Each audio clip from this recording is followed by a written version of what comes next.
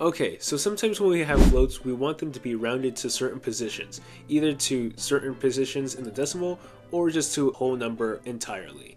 Now, how do we do that in Python? Well, thankfully, there is a method called round.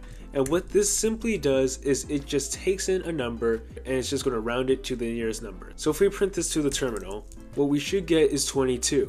And that's exactly what we get. We get 22 because, well, 21.5 is closer to 22 than 21. Well, obviously. So it rounds up.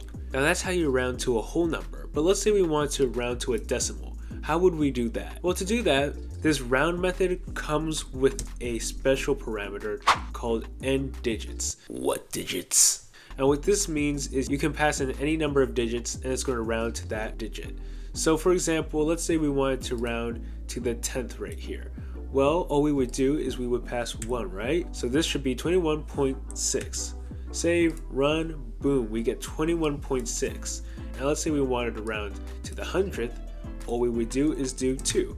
So now this should become 7 because, well, we're going to round up again.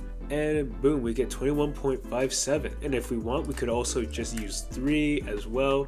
So now this should be 5, 6, 7 because 3 should not increment the 7, but instead it should just stay the same. Stop explaining this to me. So if we save this, run this, boom, we get 5, 6, 7. Perfect.